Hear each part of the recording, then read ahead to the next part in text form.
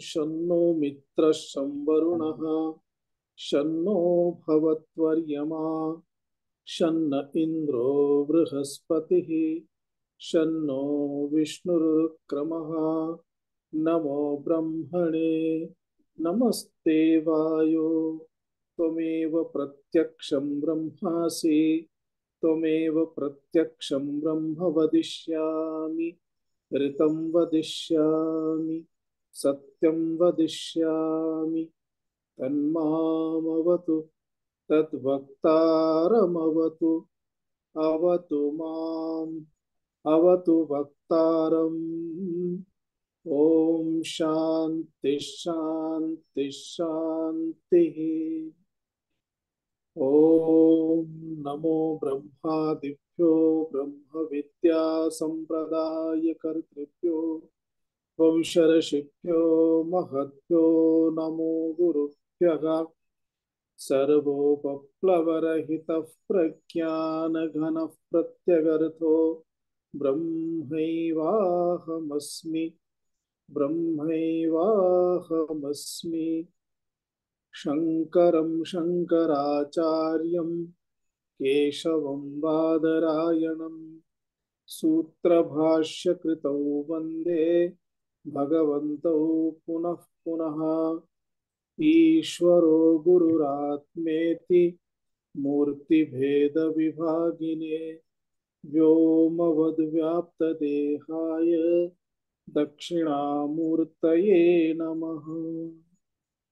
ॐ सहनाववतु सहनौ भुनक्तु सह वीर्यङ्करवावहै तेजस्विनावधीतमस्तु मा विद्विषावहै।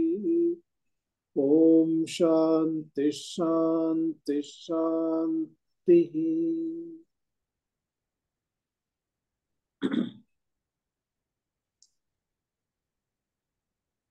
श्लोकं कण्ठस्थीकृत्य न श्रावितवन्तः प्रथमं ते इदानीं वक्तुं शक्नुवन्ति अनन्तरम् अग्रे गच्छामः।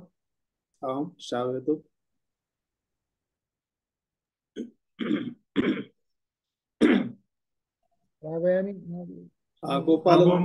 गोपालन जी वदति अनन्तरम् अजय जी। आवां मिलित्वा वदामः स्वामीजी। आम् वदतु।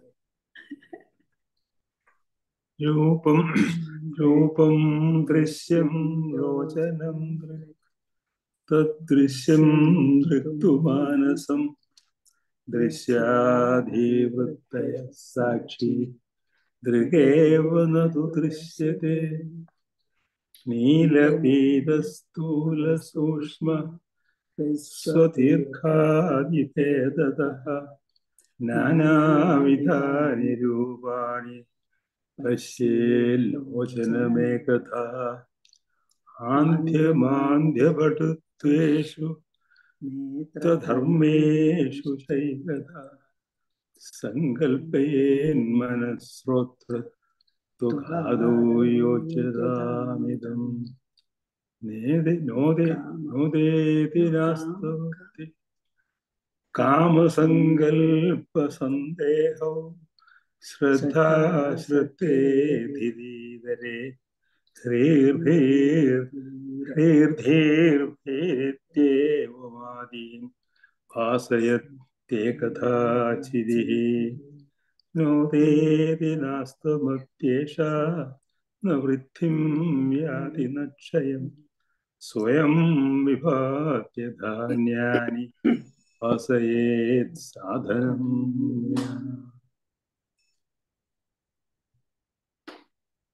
सम्यक अजय जी। रूपं दृश्यं लोचनं तदृश्यं दृक्तुमानसं दृश्याधिवृत्तयः साक्षी दृगेव न तु दृश्यते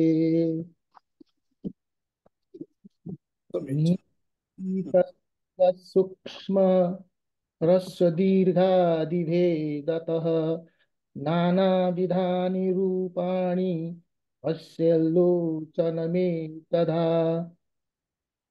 आन्द्यमान्द्यपटुत्वेषु नेत्रधर्मेषु चैकधा सङ्कल्पयन्मनः श्रोत्र त्यागादौ युज्यतात् निदम् पठित्वा दृष्ट्वा इत्युक्ते दृष्ट्वा न कण्ठस्थितः चेत् वदतु, न चेत् अनन्तरं वक्तुं शक्यते। यथा यथा कण्ठस्थः भवति वक्तुं शक्यते। एकः श्लोकः कण्ठे स्थितः वक्तुं शक्यते। मुखोद्गतं कृत्वा एव वदामि। इतोपि केनापि वक्तव्यमस्ति?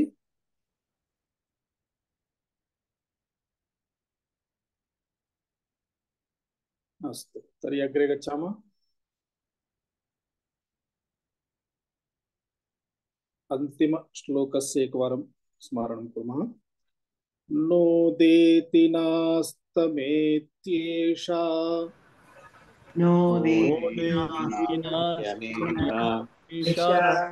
न वृद्धिं याति न क्षयम् वृत्तिं याति न क्षयम् स्वयं विभात्यथा ज्ञानी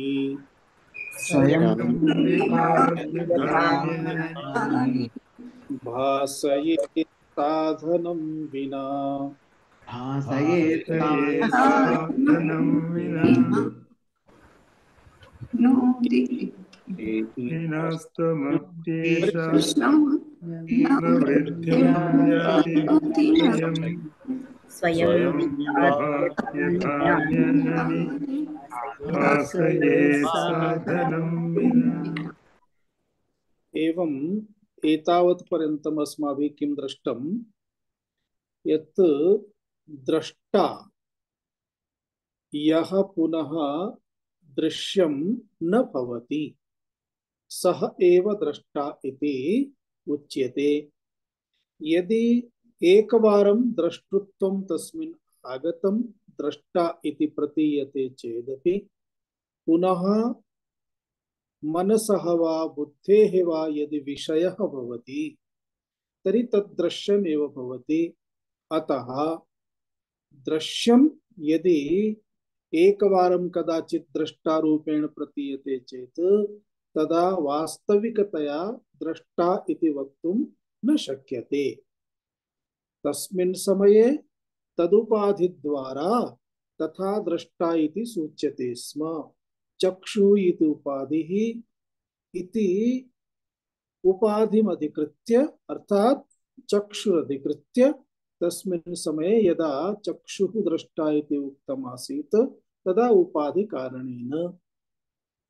एवमेव यदा मनः द्रष्टा इति उक्तम् आसीत् तदा मनोपाधि कारणेन। इदानीं यदा चित्तिः द्रष्टा इति उच्यते तदा चित्तिः चैतन्यं पुनः चैतन्यम् उपाधितया नास्ति, अन्यथा तदपि दृश्यं भवेत्, परन्तु उपाधितया नास्ति, स्वयमेव अस्ति, स्वप्रकाश रूपेण अस्ति इति कारणात् पुनः चितिः एव द्रष्टा द्रष्टृत्वेन अवशिष्यते। तत्र पुनः दृश्यत्वम् इति आरोपणं न शक्यते इत्यर्थः। एवं चेदपि अत्र चितिः यथा उच्यते द्रष्टा इति, तर्हि संसारे जननं मरणं प्राप्नोति, आवागमनं वर्तते,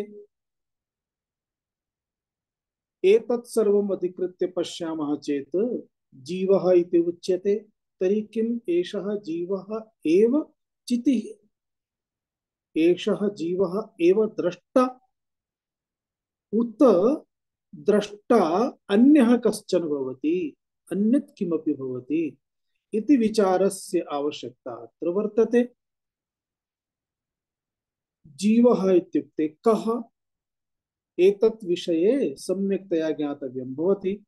अर्थात् यद्यपि अत्र अन्ततो गत्वा चितिः या द्रष्टारूपेण अत्र लक्ष्यते प्राप्यते सा चितिः यदा द्रष्टा इति उच्यते तर्हि सा चितिः अपि कीदृशी अस्ति, कथम अस्ति, किम एतस्मिन् अपि किमपि अर्थात एतस्याम् अपि किमपि आरोपणं वर्तते उत साक्षात् चितिरेव अस्ति, चैतन्यमेव अस्ति इति द्रष्टव्यं भवति।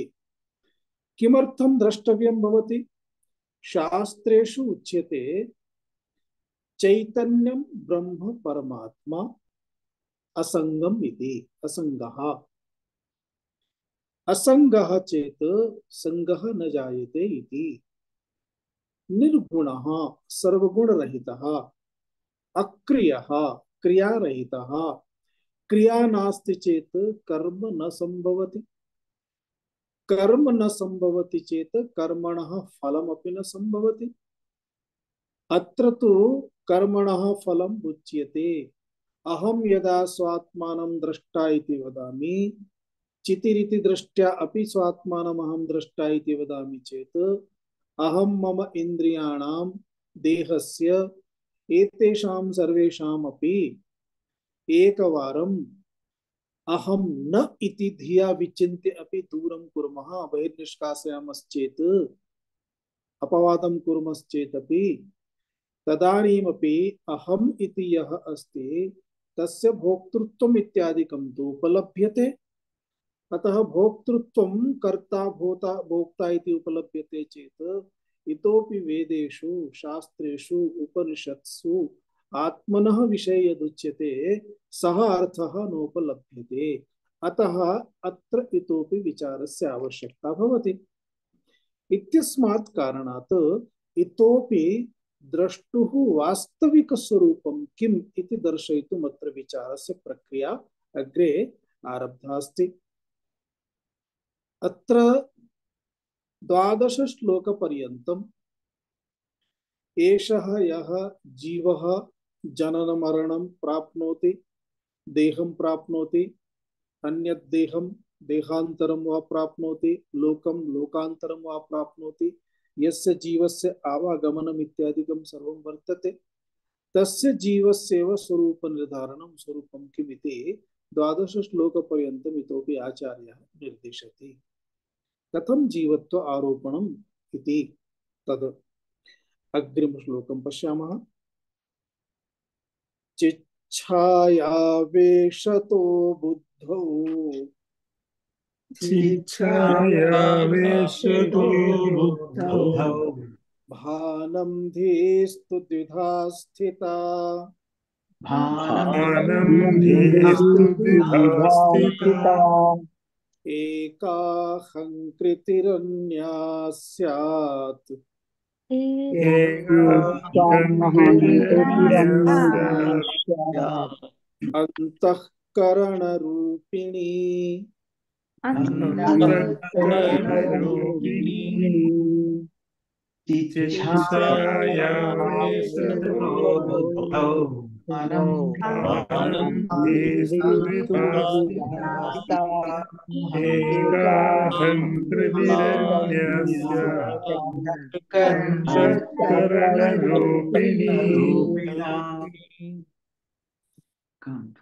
चिच्छायावेशतः बुद्धौ भानं धीः तु द्विधा स्थिता, एका अहंकृतिः अन्या अंतःकरण रूपिणी स्यात् इति अन्वयः। शब्द दृष्ट्या बहु सरलमस्ति, परन्तु शीघ्रतया अवगन्तुं न शक्यते। यतः पारिभाषिक शब्दाः सन्ति, चिच्छाया इत्यादिकं तादृश शब्दाः सन्ति, तस्य कश्चन विशिष्टः अर्थः अत्र द्रष्टव्यः भवति। एवं चितः अथवा चितेः, चितिः चेत् चितेः छाया इति चिच्छाया, अथवा चित् चेत् चिदः छाया इति चिच्छाया। चिदः छाया चिच्छाया। चिच्छायायाः आवेशः चिच्छायावेशः, तस्मात् चिच्छायावेशतः इति विग्रह। अर्थात चिच्छायायाः आवेशः भवति। आवेशः इत्युक्ते आङ् पूर्वकम् अत्र विषधातुः अस्ति, तस्य प्रवेशः इति। कुत्र प्रवेशः भवति? तस्मात् प्रवेशात् एव चिच्छाया आवेशतः, अर्थात चिच्छायायाः आवेशात् एव बुद्धौ भानम् इति। भानमिति प्रकाशः। बुद्धौ इत्युक्ते अंतःकरणे, अंतःकरणे प्रकाशः। प्रकाशः अर्थात अंतःकरणं स्वाभाविकतया जडरूपमस्ति। तस्मिन् जडरूपे अंतःकरणे प्रकाशः, चैतन्यतम चैतन्यम चैतन्यता चैतन्यत्वं न संभवति। तथापि अत्र चिच्छायायाः प्रवेशकारणेन चैतन्यत्वं प्राप्यते, प्राप्तमिति। अतः भानम् इति उच्यते। भानम् इत्युक्ते प्रकाशः, चैतन्यता तत्र प्राप्ता अस्ति। एतत् ज्ञातव्यं चेत् अस्माभिः किञ्चित् फ्लैशबैक गन्तव्यं भविष्यति। वयं तत्त्वबोधं पठितवन्तः। तत्त्वबोधे सृष्टि प्रक्रिया आसीत्। सृष्टि प्रक्रियायां पंचभूतानाम् उत्पत्तिः मायोपहितात् ब्रह्मणः पंचभूतानाम् उत्पत्तिः दर्शिता आसीत्। मायोपहित ब्रह्मण इत्युक्ते चैतन्य ईश्वरेण चैतन्येन उत्पन्ना आसीत्। किं सृष्टि एषा? एतस्यां सृष्टौ प्रप्रथमं पंचभूतानाम् उत्पत्तिः आसीत्। अर्थात मूल पंचभूतानां सूक्ष्म सृष्टिः आसीत्। सूक्ष्म पंचभूतानाम् उत्पत्तिः आकाशः, वायुः, अग्निः, आपः, पृथ्वी इति एतानि पंचभूतानि मूलभूतानि, अर्थात तन्मात्रा इति उच्यते। तन्मात्रात्मकानि एतानि पंचभूतानि। एतेभ्यः पंचभूतेभ्यः एव सूक्ष्म स्थूल सृष्टिः उत्पन्ना। प्रथमं सूक्ष्म सृष्टि निमित्तम् आचार्यैः तत्र दर्शितमासीत्। एतेषु पंचसु भूतेषु त्रयः गुणाः सन्ति।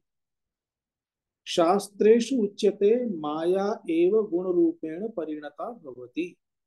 अतः गुणरूपेण माया एव अस्ति। मायायाः गुणाः इति वदामः अथवा माया एव वदामः, तयोः मध्ये भेदः नास्ति। त्रयः गुणाः सन्ति। त्रिषु गुणेषु सत्त्वगुणः, रजोगुणः, तमोगुणः इति त्रयः गुणाः। सृष्टिः एतेभ्यः गुणेभ्यः एव अस्ति। सम्पूर्ण सृष्टिः। इदानीं सृष्टिः यदा उत्पन्ना तदा चैतन्यं ब्रह्म अपि उत्पन्नं वा इति अस्ति? नास्ति। ब्रह्म चैतन्यं यदस्ति ततः एव सृष्टेः उत्पत्तिः कल्प्यते इति एकम्। मध्ये किञ्चित् अन्यमेकम् अंशं स्मारयामि। वस्तुतः किमपि उत्पन्नं नास्ति। केवलं ब्रह्म चैतन्य मात्रमेव अस्ति। एतत् सर्वमपि यथा स्वप्न जगत् अस्माकं कल्पना भवति, अस्माकं सृष्टिः भवति स्वप्न जगत्, तथैव व्यावहारिकं जगत् सगुण साकारस्य ईश्वरस्य ब्रह्मणः कल्पना अस्ति। धाता नेत्रे निमील्य विधाता नेत्रे निमील्य कल्पयति, एवं भवतु। शब्द समाप्ति पर्यन्तं तादृशं सर्वं रचितं भवति। तथैव शास्त्रेषु अस्ति। अतः तात्पर्यं किमस्ति? सृष्टितः पूर्वं परमात्मा तु आसीदेव। यथा सृष्टेः उत्पत्तिः उच्यते तथा परमात्मनः उत्पत्तिः उच्यते वा? न कुत्रापि उच्यते। अपितु सृष्टिः इति एतत् सर्वं दृष्ट्वा परमात्मा एव सृष्टेः रचयिता, अन्यः कोऽपि भवितुं नार्हति इति सर्वं सिद्धं क्रियते। यतः एकं लघु वस्तु अपि रचयति, यथा एकं घटं रचयति, तर्हि घटरचनायाः पूर्वं घटस्य रचनायाः विषये रचयितुं किं किम् आवश्यकं, तस्य ज्ञानम् आवश्यकम् अस्ति उत नास्ति? तस्य ज्ञानम् आवश्यकम् अस्ति। ज्ञानं विना रचना न शक्यते। ज्ञानं विना इडली अपि रचयितुं न शक्यते। जानाति चेतेव किं किम् अत्र आवश्यकं, कथं किं करणीयं, पूर्वतः एतत् सर्वं मिश्रणं कृत्वा स्थापनीयम् इत्यादि इत्यादि। अनन्तरं कीदृशं पात्रं भवेत्, कुत्र स्थापनीयं, कथं पक्वं भविष्यति, तदपि तस्य ज्ञानम् अस्ति चेतेव रचयितुं शक्यते। अतः यस्य वस्तुनः ज्ञानम् अस्ति तद् वस्तु ज्ञानं विना तु न भविष्यति इति स्पष्टं। ज्ञानम् अस्ति चेतेव रचयति। एवं चेत् समग्रस्य ब्रह्माण्डस्य रचना कस्य मनुष्यस्य बुद्धौ एतत् संभवति? बुद्ध्या संभवति? नैव संभवति। अतः तद्वारा एव संभवति यः सर्वज्ञः अस्ति सः एव सर्वं स्रष्टुं शक्नोति। अतः सर्वज्ञः परमात्मा एव सृष्टेः रचयिता इति शास्त्रैः तर्कद्वारा सिद्धीक्रियते। तस्मात् एतत् सिद्धमस्ति, सृष्टिः इति एका, परमात्मा इति एकः। यः परमात्मा इति अस्ति सः परमात्मा वास्तविकतया वस्तुतः निर्गुणः। तस्मिन् परमात्मनि मायायाः एते त्रयः गुणाः न सन्ति, न संभवन्ति। सः असङ्गः। तस्य असङ्गत्वं, निर्गुणत्वं, अक्रियत्वं एतद् रूपम् अधिकृत्य एव समग्रं चिन्तनं करणीयं भवति इति प्रथमं मनसि स्थापनीयम्। इदानीं सृष्टेः रचनायां पंचभूतानि, पंचभूतेषु एते त्रयः गुणाः, गुणत्रयम् अधिकृत्य प्रथमम् एकैकं गुणम् अधिकृत्य एकैक सूक्ष्म सृष्टिः अत्र कल्प्यते। यथा सत्वगुणः अस्ति, अतः सर्वेषां सत्वगुणानां द्वारा, इत्युक्ते आकाशस्य, वायोः इत्यादीनां पंचभूतानां सत्वगुणानां द्वारा अंतःकरणस्य निर्माणमस्ति। अंतःकरणं सृष्टं। पुनः एतस्मिन् अंतःकरणे एकैकं पार्ट्स् अपि स्थापितं। यथा वयं कश्चन यान निर्माता कार्यानस्य निर्माणं करोति चेत् तस्य चेसिस्, बॉडीज, इंजिन इत्यादिकं सर्वं निर्माणं करोति। एकैकं पार्ट्स्, अन्ततो गत्वा तस्य टायर्स, तस्य स्टीयरिंग सर्वं तत्र एकैकं योजयति। तथैव सूक्ष्म सृष्टिः, एषा या सूक्ष्म सृष्टिः इत्युक्ते सूक्ष्मदेहस्य, इदानीं देहमधिकृत्य चिन्तयामः। सूक्ष्मदेहस्य निर्माणसमये अंतःकरणं यदा निर्मितं तदा तस्मिन् अंतःकरणे अन्यानि अपि कानिचन उपकरणानि स्थापितानि। तानि उपकरणानि, यतः अंतःकरणं सूक्ष्ममस्ति इति कारणात् सूक्ष्मानि अन्यानि करणानि, साधनानि तत्र स्थापितानि। ज्ञानेन्द्रियाणि पंच, पंच ज्ञानेन्द्रियाणाम् उत्पत्तिः सत्वगुणेभ्यः एव अस्ति, परन्तु पृथक पृथक भूतेभ्यः आकाश आकाशः आकाशस्य सत्वगुणद्वारा एकम एकम अर्थात आकाशद्वारा श्रोत्रेन्द्रियं निर्मितम्, एवमेव वायुद्वारा त्वगिन्द्रियं निर्मितम्, अग्निद्वारा चक्षुरिन्द्रियं निर्मितम्। अग्निद्वारा इत्युक्ते अग्नेः सत्वगुणात्, वायुद्वारा इत्युक्ते वायोः सत्वगुणात् इति तत्त्वबोधे भवन्तः पठितवन्तः सन्ति, भवतां स्मरणे अस्ति स्यादेव, भवेत् इति चिन्तयामि।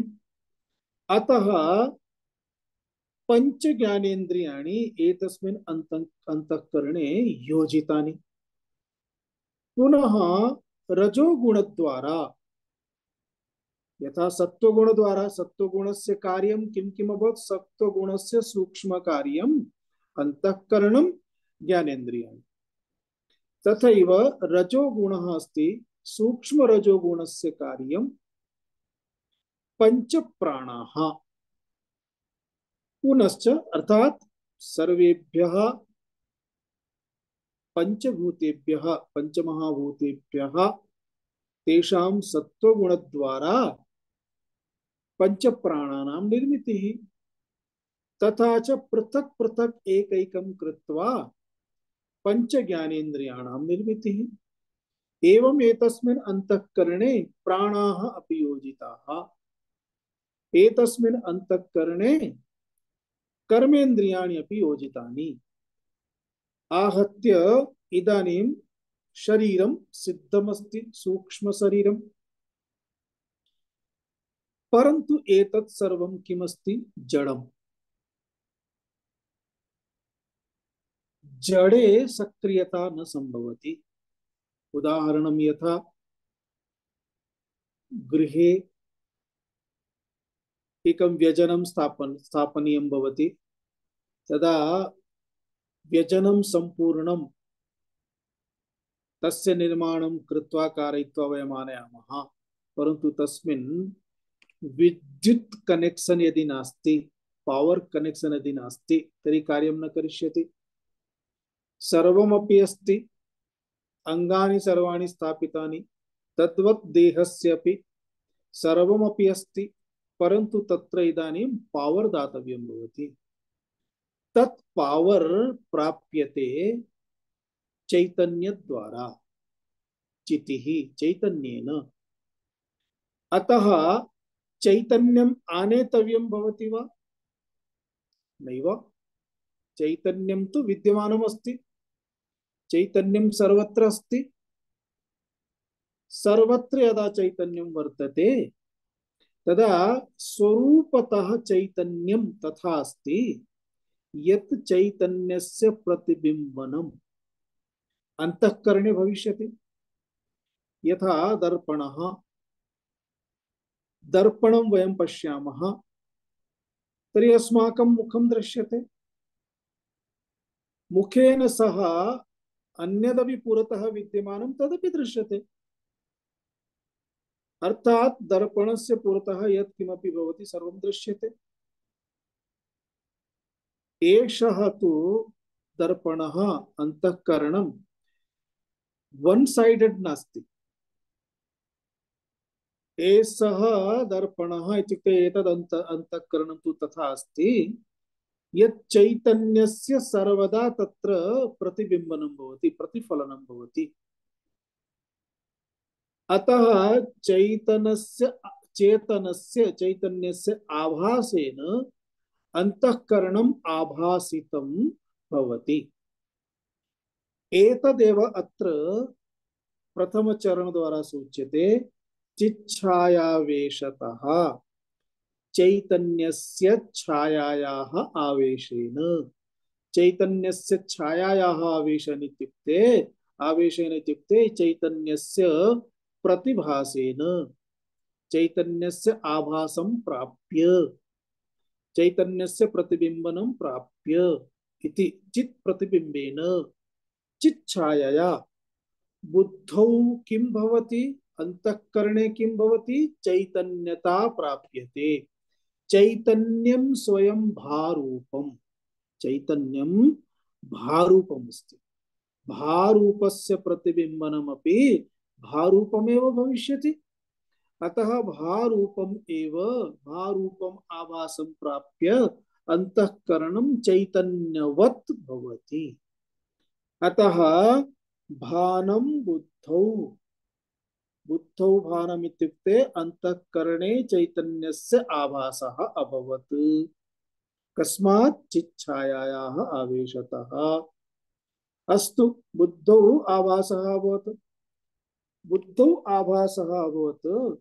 अनन्तरं द्विधा बुद्धौ एतस्य कार्यं, बुद्धौ पुनः कार्यम् आरभ्यते। कथम् आरभ्यते? द्विधा आरभ्यते, अर्थात धीः तु द्विधा स्थिता। धीः इत्युक्ते अंतःकरणम्, अंतःकरणम् इदानीं द्विधा भवति। द्विधा भवति इत्युक्ते एकं तु स्वयमेव कर्ता, अनुभविता, भोक्ता इत्युक्ते कर्तृत्वम्, अहंकारः सर्वम् एकम्। द्वितीयम्, इदानीं साधनमपि आवश्यकम्। किमपि कर्तव्यं चेत् हस्तौ पादौ एतेषाम् आवश्यकता अस्ति, हस्तपादानाम् आवश्यकता अस्ति। श्रोतव्यं चेत् चक्षुरिन्द्रियस्य इत्यादीनाम् एते सर्वेषाम् आवश्यकता अस्ति। देहे एतदस्ति अपि, परन्तु ततः श्रोतुं केनचित् अहं शृणोमि इति अहंकारः करणीयः भवति। यः अहंकारः करोति सः एव अत्र उच्यते अहंकृतिः। पुनः यः करणस्य उपयोगं करोति, करणं भवति, अर्थात चक्षुषी यत् किमपि अस्ति, चक्षुषा यत् दृश्यते, तस्य बोधः प्राप्तव्यः चेत्, तस्य बोधः प्राप्तव्यः चेत् अंतःकरणस्य एका वृत्तिः भवति। एषा अंतःकरणस्य वृत्तिः बुद्धिरूपेण, मनरूपेण, अर्थात बुद्धिः इति तत्र मन इत्यादि करणैः सह तिष्ठति। निर्णयं किमर्थं? बुद्धिः निर्णयं करोति, मनः निर्णयं न करोति। मनः तु तद्विषये विचारयति, चिन्तयति, एतत् एवं वा इति। अतः संशयात्मकं मनः इति उच्यते। परन्तु विषयम् अधिग्रहीतुं, प्राप्तुम्, आनेतुं मनसः आवश्यकः अस्ति। अतः मनः एव चक्षुषः। चक्षुषि यदि मनः नास्ति तर्हि चक्षुषा दृष्टम् अपि न दृश्यते, अस्माकं सर्वेषाम् अनुभवः। अतः अंतःकरणस्य एका वृत्तिः भवति मनरूपवृत्तिः। तद् किमस्ति? अहंकृति। एषा या अहंकृतिः अर्थात एषः अहंकारः अस्ति, तस्य अहंकारस्य तत् इन्स्ट्रुमेंट अभवत् विषयम् आनेतुं, प्राप्तुम्। अतः एकम् अंतःकरणस्य एका वृत्तिः मनरूपेण, अंतःकरणस्य अपरा वृत्तिः बुद्धिरूपेण। इदानीं मनसा बुद्ध्या यत् किमपि प्राप्तं, दृष्टं, ऑपरेशन कृतं, अनुभवः प्राप्तः, सः अनुभवः आम्लः वा मधुरः वा, सुखं वा दुःखं वा इति सम्यक् स्मृत्वा स्थापयति। अतः अंतःकरणस्यैव एका वृत्तिः चित्तरूपेण भवति। एवं मनः बुद्धि चित्तम् इति एतत्त्रयम् अहंकारः इति एतदेकम्। एते चत्वारः भागाः अभवन्। चतुर्षु एकः अहंकारं करोति इत्युक्ते अहं करोमि इति अभिमानं कर्ता। अन्ये ये अन्याः याः तिस्रः वृत्तयः सन्ति ताः साधनानि सन्ति, करणानि सन्ति। आहत्य अंतःकरणस्य भागद्वयमिति पश्यामः। एकं स्वयं अहंकृतिः, द्वितीयं तस्य तस्याः अहंकृतेः अथवा तस्य अहंकारस्य साधनानि करणानि। एवं अत्र भागं दर्शितमस्ति। इदानीं पश्यन्तु। धीः तु द्विधा स्थिता, अर्थात का धीः? या चैतन्यस्य छायायुक्तः जाता सा, चैतन्यस्य चिच्छाया आवेशतः युक्ता एषा या धीः, सा धीः द्विधा वर्तते। द्विधा अर्थात कार्यभेदेन। एकम अहंकृति रूपेण, अनन्तरं द्वितीयम् अर्थात द्वितीयाधीः, द्वितीयम् अंतःकरणं किमस्ति? अंतःकरण रूपेण वृत्तिभेदेन अत्र विभागः कृतः। इत्युक्ते यानि सर्वाणि कार्याणि सन्ति, कार्याणि क्रियन्ते सूक्ष्मदेहद्वारा। सूक्ष्मदेहः स्थूलदेहे भवति, अतः स्थूलदेहस्य इन्द्रियाणाम् एकैकं स्थानमस्ति, कर्मेन्द्रियाणां स्थानमस्ति, तथैव ज्ञानेन्द्रियाणां स्थानमस्ति।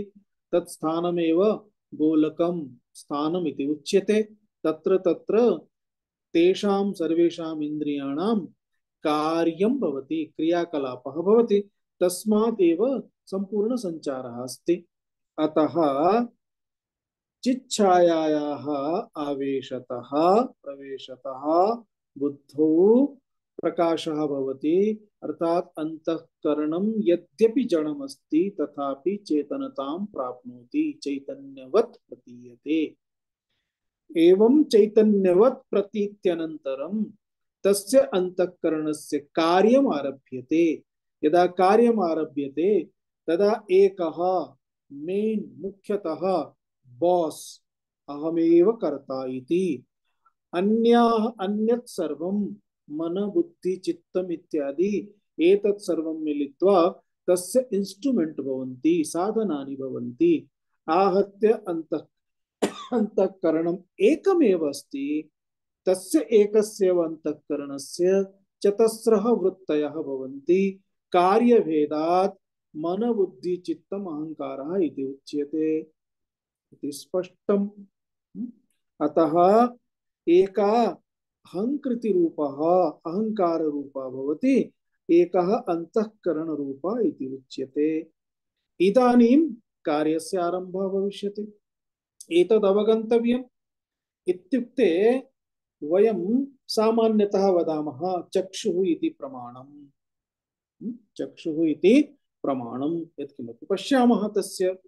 एवमेव स्वादेन्द्रियस्य कृते स्वादेन्द्रियं जिह्वा, जिह्वायाः उपरि स्वादेन्द्रियस्य स्थानमस्ति, अतः ततः तदिन्द्रियं स्वादं गृह्णाति, अतः स्वादेन्द्रियं, स्वादस्य कृते स्वादेन्द्रियं प्रमाणम्। एतदर्थम् उच्यते किञ्चित् पश्यतु एतस्य स्वादः कथमस्ति, टेस्ट् कथमस्ति।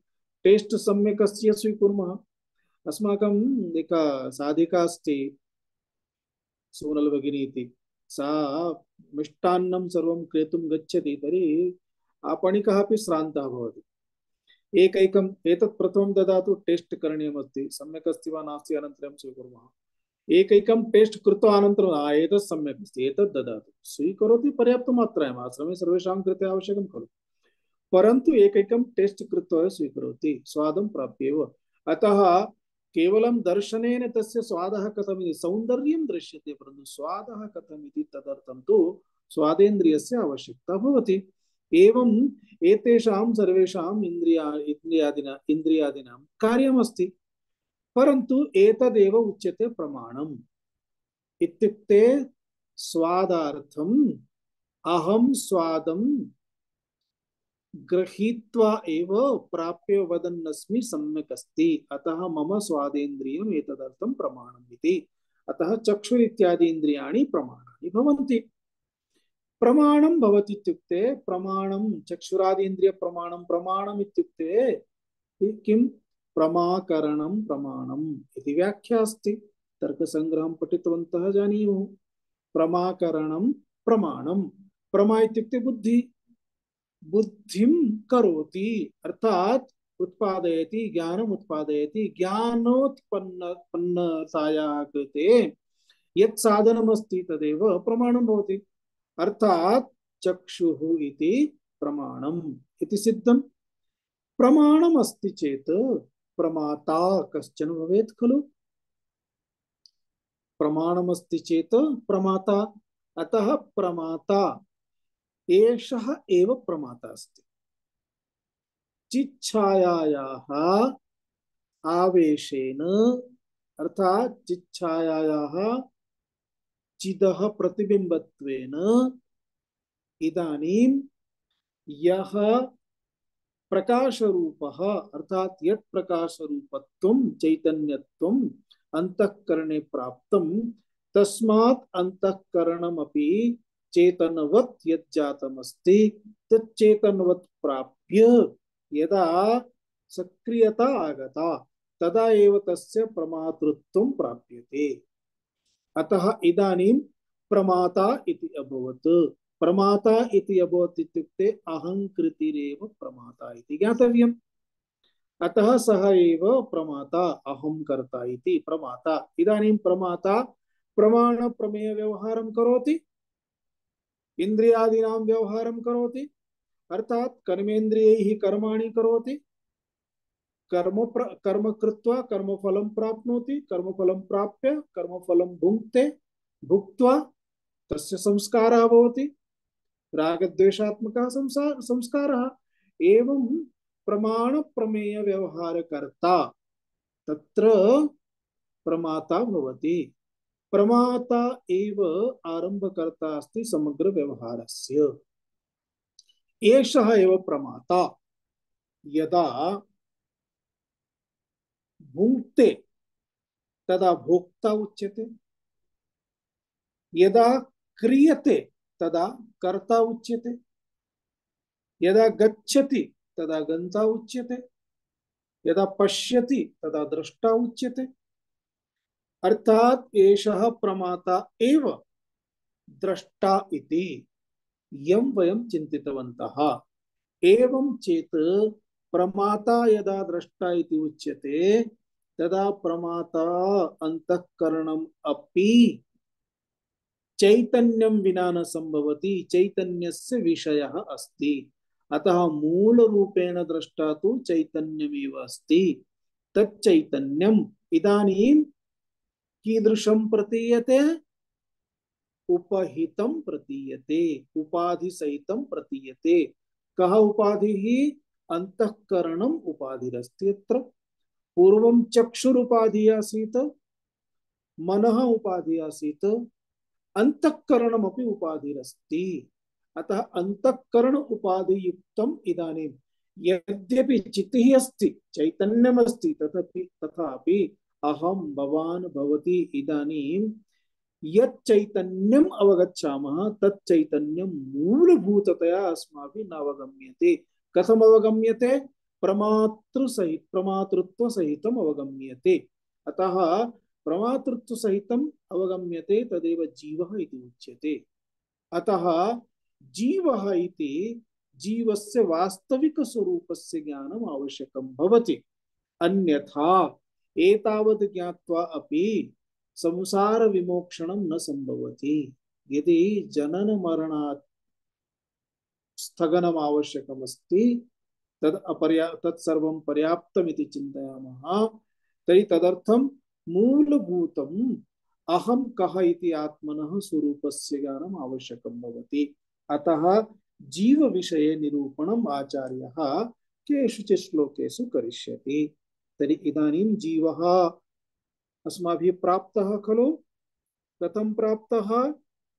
चिच्छायायाः आवेशतः, अंतःकरणे चैतन्यस्य आभासेन प्रकाशेन चैतन्यम् अपि अंतःकरणमपि चेतनवत् जातमस्ति। अतः तस्मिन् अधीनं तस्य अंतःकरणस्य द्विधा कार्यम् इदानीम् उच्यते। एकं तो अहंकार रूपेण अहम अहम इति प्रमाता रूपेण प्रमात्र रूपेण, अपरं प्रमाण रूपेण साधन रूपेण करण रूपेण इति सिद्धम्। अतः एका अहंकृति रूपा अन्या अंतःकरण रूपिणी इति। अग्रे पश्यामः। छायाहंकारयोरैक्यम् छायाहङ्कारयोरैक्यम् तप्तायः पिण्डवन्मतम् तप्तायपिण्डवन्मतम् तदहङ्कारतादात्म्यात् तदहङ्कारतादात्म्यात् देहश्चेतनतामगात् देहश्चेतनतामगात् छायाहङ्कारयोरैक्यम् छायापिण्डवन्मतम् तदहङ्कारतादात्म्यात् देहश्चेतनतामगात् छायाहंकारयोः ऐक्यम् ऐक्यम् तप्तायः पिण्डवत् मतम् तदहंकार तादात्म्यात् देहः चेतनताम् अगात्। तत्र अन्वयस्य विशेषतया आवश्यकता नास्ति। छाया अहंकारयोः ऐक्यम्, छाया च अहंकारश्च छाया अहंकारौ, तयोः छाया अहंकारयोः ऐक्यम्। छाया अहंकारयोः ऐक्यम् इत्युक्ते छाया इत्युक्ते चिदः छाया चिच्छाया पूर्व श्लोके वर्णितं। ततः छाया शब्दस्य अनुसंधानं स्वीकरणीयम्। अन्यथा देहस्य छाया अपि भवति, पितृच्छाया मातृच्छाया अपि भवति, मातुः पितुः अपि छाया इत्युक्ते तेषां हस्तः आशीर्वादः तत्रापि छाया उच्यते। अत्र छाया इत्युक्ते चैतन्यस्य छाया इत्युक्ते प्रतिबिम्बनम् आभासः चिदाभासः इति। चिदाभासः अनन्तरम् अहंकारः। अहंकारः इत्युक्ते अंतःकरणमेव, अंतःकरणस्यैव एकः धर्मः अहंकारः इति उक्तं खलु। अतः अहंकारः इतः परम् अहंकारः उच्यते चेत् अंतःकरणं माइनस अहंकारः किमपि अस्ति नास्ति। अंतःकरणं माइनस बुद्धिः किमपि अस्ति, बुद्धिः नास्ति एव। अंतःकरणं माइनस मनः चेत् मनः नास्ति एव, अंतःकरणमेव अस्ति। अर्थात इतः परम अंतः मनः यदा उच्यते तदा तस्य संबंधः अंतःकरणेन सह, बुद्धि यदा उच्यते तदा तस्याः संबंधः अंतःकरणेन सह अस्माभिः ज्ञातव्यम्। अतः यदा अहंकारः इति छाया अहंकारः इत्यनयोः ऐक्यं यदा वदति तदा अंतःकरणं त्यक्त्वा इत्युक्ते मूलभूतम् अंतःकरणं त्यक्त्वा केवलम् अहंकृति इत्यनेन सह एव ऐक्यम् इति नास्ति। अतः अत्र तात्पर्यतः किम् अवगन्तव्यं भवति, मूलभूतं यदन्तःकरणं विद्यते तत्, अर्थात तस्य अंतःकरणस्य अत्र उल्लेखः अस्ति अहंकारः इति। तो छाया च अर्थात चैतन्यस्य छाया तथा च अहंकारः द्वयोः ऐक्यं प्राप्तम्। द्वयोः ऐक्यं कथं प्राप्तम्? उदाहरणद्वारा सूच्यते। तप्तायः पिण्डवत्, तप्तायः पिण्डवत् अर्थात तप्तायः पिण्डः, पिण्डः अथवा पिण्डं, पिण्डम् इत्युक्ते गोलः। यथा इदानीं भगवतः गणेशस्य कृते मधुरपिण्डं क्रियते, अतः सामान्य भाषायां पेण्डा इत्यपि उच्यते, पिण्डम् इति। एतस्मात् शब्दादेव पेण्डा इति शब्दः अस्ति, अपभ्रंशः। पिण्डं, पेण्डा अथवा लड्डुकं, मोदकम् इति तस्य आकारः दीयते, पिण्डीकरणम्। एवं पिण्डवत् अर्थात् अयोगोलः, अयसः कश्चन पिण्डः गोलः इत्यर्थः। सः अयोगोलः कीदृशः अस्ति? तप्तः। तप्तः अयोगोलः इति तप्तायः, तप्ताय पिण्डः इति। अर्थात् कथं तप्तः अभवत् अयोगोलः? तप्तः इत्युक्ते तापेन तप्तः भवति। तापः इत्युक्ते अग्निः। अर्थात् कस्यचित् अयोगोलस्य अग्निना सह संपर्कः अभवत्, सम्बन्धः अभवत्। यदा अग्निना सह सम्बन्धः अभवत् तदा सः अयोगोलः कीदृकरूपं प्राप्नोति? उष्णं भवति। सम्यक् तप्तः चेत् अयोगोलस्य अयसः लौहस्य वर्णः अपि परिवर्तितः भवति। कृष्णवर्णीयः अयः लौहः इदानीं ताम्रवर्णं प्राप्नोति। अग्नेः वर्णः अस्ति ताम्रवर्णः। अर्थात् संपूर्णतया यदा दह्यते, दग्धं भवति, तप्तं भवति, तदा ताम्रवर्णेन दृश्यते। यदि रात्रिः अस्ति तर्हि यः अयोगोलः रात्रौ न दृश्यते स्म, सः अयोगोलः अर्थात् प्रकाशं विना न दृश्यते स्म, सः अयोगोलः इदानीं प्रकाशं विना अपि दृश्येत खलु। किमर्थं? यथा तस्मिन् प्रकाशरूपता अपि आगता। अयोगोले दाहकता प्रकाशरूपता कस्य? अग्नेः। तस्मिन् अयोगोले दाहकता प्रकाशरूपता अग्नेः। इदानीं न तावदेव अस्ति। अयोगोलं दृष्ट्वा कश्चन वदति, यदा स्पर्शं कर्तुं गच्छति, मा स्पृशतु मा पृच्छतु, अग्निः अस्ति। वास्तविकतया तु अयः लौहः, तथापि मा स्पृशतु। किमर्थम्? अग्निः अस्ति, दह्यते। अर्थात् इदानीम् अयः अयः इति न उच्यते, अग्निरिति उच्यते। इत्युक्ते अग्नेः अध्यासः अभवत् अयसि। न तावदेव, अग्निम् अपि कथम् उच्यते? अग्निः गोलः। अग्नौ आकारः अस्ति वा? अग्नौ न कोऽपि आकारः, तथापि अग्निः गोलः इति उच्यते।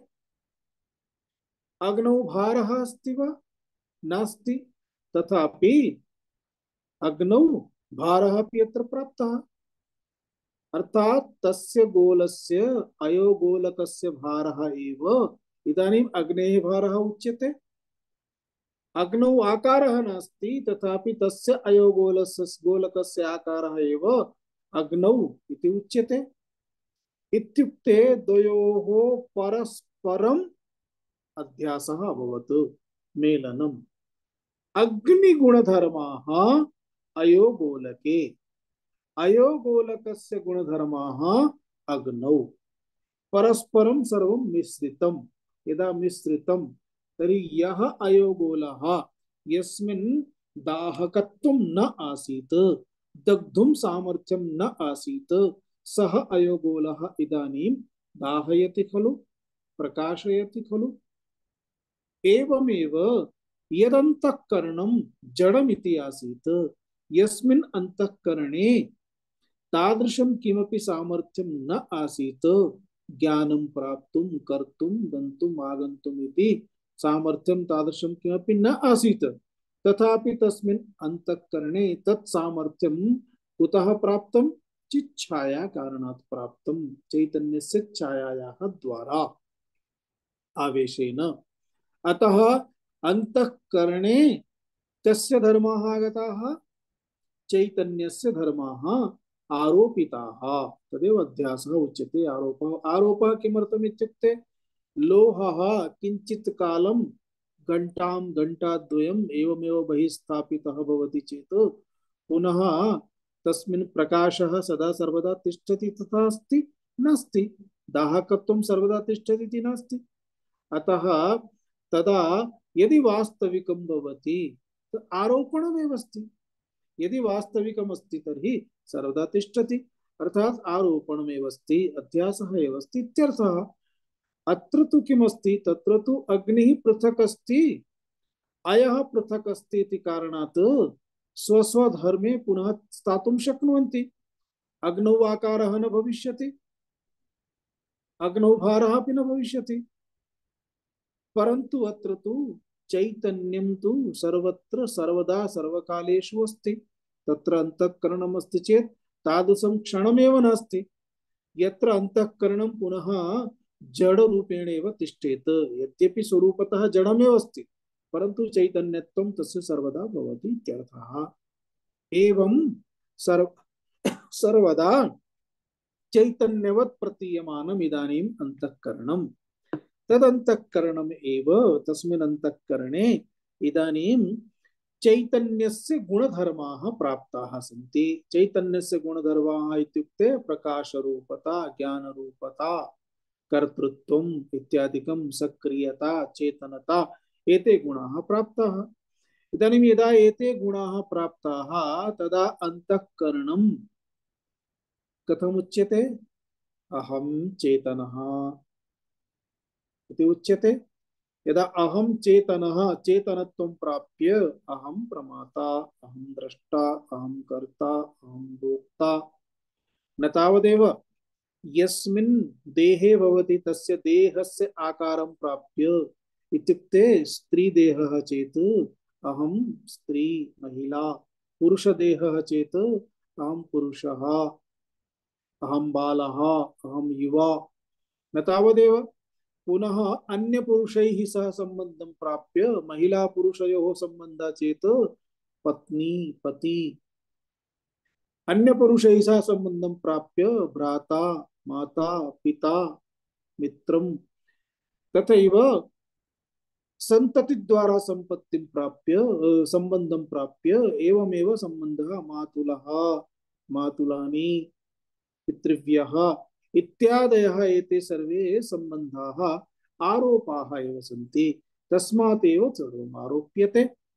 न तावदेव अहं गौरः अहं कृष्णः इति वर्णमधिकृत्यपि, न तावदेव अहं बुद्धिमान् अहं तेजस्वी इत्यादि अपि आरोपणं भवति। अतः बुद्धिमधिकृत्य यथा तथैव अहं सुखी अहं दुखी इति मनः अधिकृत्यपि भवति।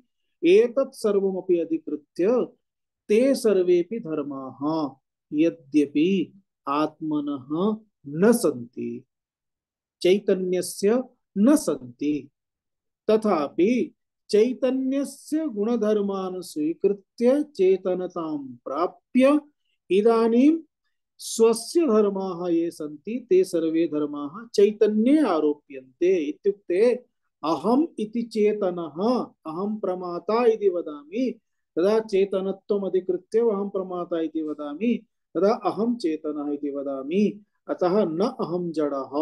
एतस्मात् कारणात् एव भवन्तं कोऽपि वदति भवान् जडः अस्ति, भवतः कोपः भविष्यति। जडः इति वदति माम्, अहं जडः अस्मि इति। अर्थात् जडः अस्ति चेदपि देहत्वेन जडः अस्ति चेदपि स्वात्मानं जडः इति श्रोतुमपि न सिद्धः। एवमेव एषः प्रमाता, एषः प्रमातः चैतन्यम् अधिकृत्य चैतन्याभासेन स्वयं चेतनः इति व्यवहरति। चेतनस्य सर्वान् गुणधर्मान् स्वीकृत्य इदानीं स्वीय धर्माः अपि सन्ति, ते कथं गच्छेयुः? अतः स्वीय धर्मान् अपि स्वीकृत्य चेतनस्य द्वारा चेतनत्वं प्राप्य अनुभवं करोति चेत् सुखं दुःखम् अपि प्राप्नोति। अतः अहं सुखी अहं दुःखी अपि भवति, देहम् अधिकृत्य तद्वत् व्यवहरति। एवमेव एतत् कार्यमस्ति। एतत् शिष्टम् अग्रे पश्यामः। अनन्तरम् ॐ पूर्णमदः पूर्णमिदं पूर्णात् पूर्णमुदच्यते पूर्णस्य पूर्णमादाय पूर्णमेवावशिष्यते। ॐ शान्ति शान्ति शान्तिः। हरिः ॐ श्री गुरुभ्यो नमः। हरिः ॐ।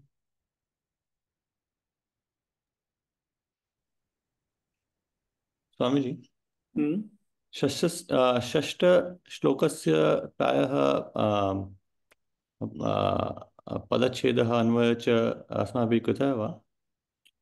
कृतः। षष्ठ श्लोक कृतः कृतः चिच्छायावेशतः इति एकपदम्, बुद्धौ इति एकं पदं, भानम् इति अस्ति एव, धीः इति एकं पदं, तु इति पक्षान्तरे तु, द्विधा इति एकं पदं, स्थिता इति एकं पदम्, एका इति एकं पदम्, अहङ्कृतिः इति एकं पदम्, अन्या इति एकं पदम्, स्यात् इति एकं पदम्, अन्तःकरणरूपिणी इति एकं पदम्। तथैव आवश्यकतानुसारं विग्रहः अपि दर्शितः आसीत्। यदा चिच्छायावेशतः, चितेः उत चितः, चिति इति पदं स्वीकुर्मः चेत् चितेः, चित् इति पदं स्वीकुर्मः चेत् चिदः, चितेः वा चिदः वा छाया चिच्छाया, चिच्छायायाः आवेशः चिच्छायावेशः, अर्थात् चिच्च छाया च चिच्छायौ, चिच्छाययोः आवेशः चिच्छायावेशः, तस्मात् चिच्छायावेशतः इति विग्रहः अपि दर्शितः आसीत् आवश्यकतानुसारम्। स्वामीजी, तत् श्लोकात् द्विधा इत्युक्ते एकं साक्षी न भवत्? द्विधा अन्तःकरणे एकं साक्षी भवत् किम्? वक्तुं शक्यते। प्रमाता साक्षी अस्ति। प्रमातृत्वरूपेण अहङ्कर्तृत्वरूपेण यदा अहं करोमि तदा अहं पश्यामि चेत् अहं साक्षी, अहं द्रष्टा। कः दृष्टवान्? अहं दृष्टवान् इति अहङ्कारं करोति खलु। एतदेव कार्यम्। अहं दृष्टवान्, कः उक्तवान्? अहम् उक्तवान्। कः गमिष्यति? अहं गमिष्यामि। कः करिष्यति? अहं करिष्यामि। कस्य उत्तरदायित्वं? मम उत्तरदायित्वम्। अहम् उत्तरदायित्वं स्वीकरोमि। अतः तदेव अहम् अहम् अहम् अहम् यदस्ति तदेव, अर्थात् सर्वत्र ममेव रिस्पान्सिबिलिटी इति चिन्तयति खलु, सः एव अस्ति। तं यदा पश्यति तदा द्रष्टा, यदा गच्छति तदा गन्ता, यदा करोति तदा कर्ता, यदा खादति तदा भोक्ता, यदा अनुभवति तदा अनुभविता। एवमेव सः एव। अतः प्रमाता इति एकपदेन उच्यते। अतः प्रमाण प्रमेय व्यवहारकर्ता इत्यर्थः। अतः प्रमाता इति उच्यते। सः एव अस्ति। धन्यवादः। सः एव पिता, सः एव बालः। यदा मातरं पितरम् अधिकृत्य पश्यामः चेत् सः बालः पुत्रः, सः एव पिता, सः एव अधिकारी सर्वेषु व्यवहारेषु।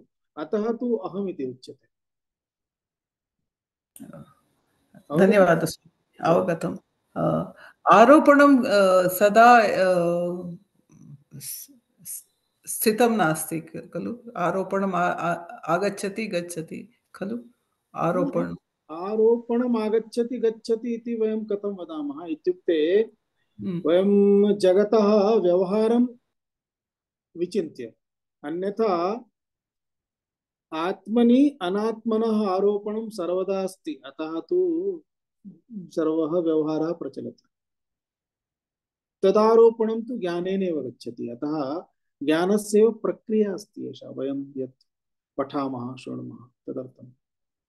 शाश्वता अस्ति आरोपणं, शाश्वता अस्ति। शाश्वतम् इत्युक्ते सापेक्षिकं शाश्वतं। यथा गंगा शाश्वती, सृष्टिः सदा सर्वदा अस्ति। कतिवारं जनाः मरणं प्राप्नुवन्ति, जन्म प्राप्नुवन्ति, परन्तु सृष्टिः अस्ति। देशाः सन्ति सर्वे, सूर्यः चन्द्रः इति शाश्वतं परन्तु सापेक्षिकम्। एतदपि न शाश्वतम्, एतदपि अन्ततो गत्वा लयं प्राप्नोति, प्रलयकाले नष्टं भवति। अतः परं सापेक्षिकं शाश्वतं दीर्घकालं यावत् प्रतीयते तस्मात्। अतः धन्यवादः। तत् शाश्वतमपि ज्ञानेन अशाश्वतं भवति। प्रसाद धन्यवादः। प्रसाद जी किम्? अत्र अहङ्कारः एव तादात्म्यं प्राप्नोति किल, छाया इति प्रतिबिम्बचैतन्यं न प्राप्नोति किल तादात्म्यं। प्रतिबिम्बचैतन्यं तु चैतन्यमेव, सर्वदा तस्य तादात्म्यं कदापि न भवति तथा। सत्यं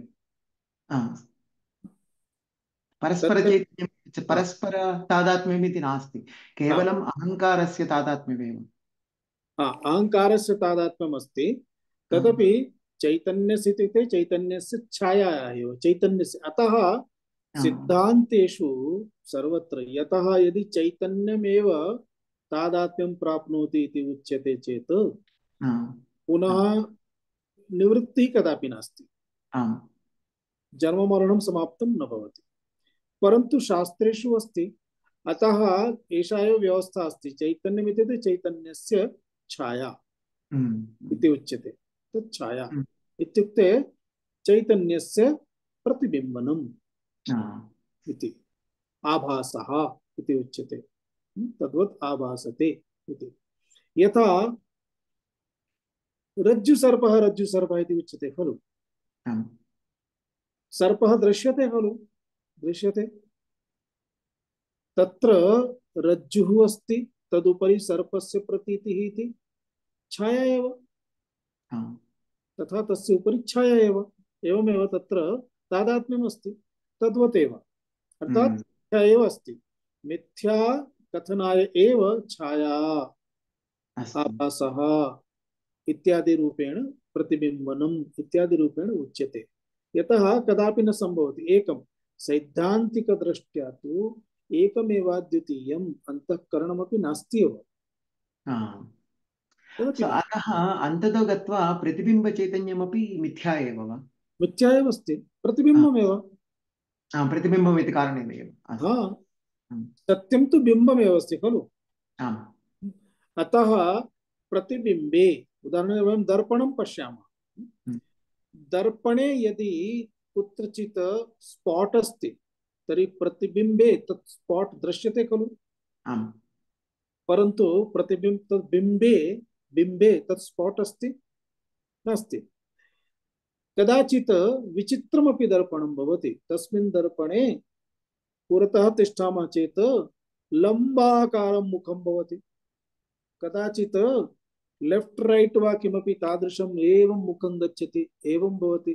अर्थात् दर्पणस्य वैशिष्ट्यं, तस्मिन् दर्पणे एतादृशं दृश्यमानं प्रतिबिम्बं, परन्तु बिम्बे तद् नास्ति। अतः बिम्बस्य साक्षात् एव बिम्बः एव अस्ति इति वक्तुं न शक्यते, बिम्बस्य प्रतिबिम्बनम् एव अस्ति। अतः प्रतिबिम्बनं स्वीकृत्य जनाः दर्पणस्य पुरतः किमर्थं तिष्ठन्ति? प्रतिबिम्बे एव तेषाम् अहङ्कारः भवति, तादात्म्यं भवति। अतः प्रतिबिम्बं पश्यन्तः भवन्ति, ओ अहं कियत् सुन्दरः, कियती सुन्दरी इति पश्यन्तः भवन्ति, तत्र आकर्षणं तदपि एकं कारणमस्ति।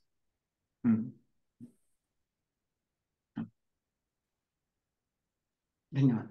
धन्यवादः स्वामी। धन्यवादः। धन्यवादः महोदय, अद्यतनवर्गतः इति संशयः नास्ति इदानीं। यदा किमपि जपं कर्तुं वा नेत्रं निमील्य उपविशामः, तदा इन्द्रियाणां कार्यं तु निग्रहणं कर्तुं शक्नुमः वयं, किन्तु मनः सर्वत्र गच्छति एव। तद् कथं वशे नेतव्यम् इति बहु कष्टं भवति। तदा एव सर्वत्र गच्छति, यद्यद् चिन्तनम् अस्माकं तद् कष्टं भवति। तस्य किमपि उपायः अस्ति वा? अस्ति एव, भगवान् श्रीकृष्ण भगवद्गीतायां स्पष्टम् उक्तवान् अस्ति, स्मरतु, अभ्यासेन तु कौन्तेय वैराग्येण च गृह्यते। अर्जुनस्य प्रश्नः आसीत् खलु चञ्चलत्वात्मनः कृष्ण प्रमाथि बलवदृढम् तदा अर्जुनः उक्तवान् कृष्णः उक्तवान् अरे अर्जुन तदपि शक्यते अभ्यासेन तु कौन्तेय हे कौन्तेय अभ्यासं करोतु वारंवारं गच्छति किमर्थं गच्छति चिन्तयतु किं प्राप्तुं गच्छति तस्य पृष्ठतः सम्यक् सावधानतया भवतु भवान् मनः न भवति भवतः मनः अस्ति इति स्थापयति चेत् मनः कुत्र गच्छति तथैव अभ्यासेन पुनः वैराग्येन अर्थात् विषयं प्रति गच्छति तर्हि विषयं प्रति वैराग्यम् आवश्यकमस्ति कुत्र गच्छति मम पुत्रः किं करोति इति तर्हि इदानीं पुत्रं विस्मरतु पतिं प्रति गच्छति अल्पाहारं कृतवान् वा न कृतवान् इदानीं भोजनं दत्तवती आसं कार्यालये भोजनं कृतवान् न कृतवान् अथवा किमस्ति तस्य स्वास्थ्यम् अनारोग्यं भवति विस्मरतु तथैव अस्ति त्यक्तव्यं भवति अर्थात् सम्बन्धः स्वाभाविकः एवमेव तिष्ठतु सम्बन्धः अस्माकं कृते बन्धनं न भवति स्मरणीयं भवति एवं व्यवहारः अतः अभ्यासेन तु कौन्तेय वैराग्येन च गृह्यते उपायः दत्तः अस्ति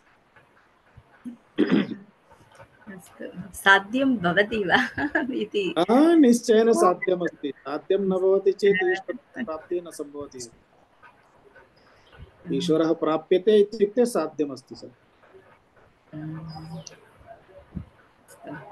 धन्यवादः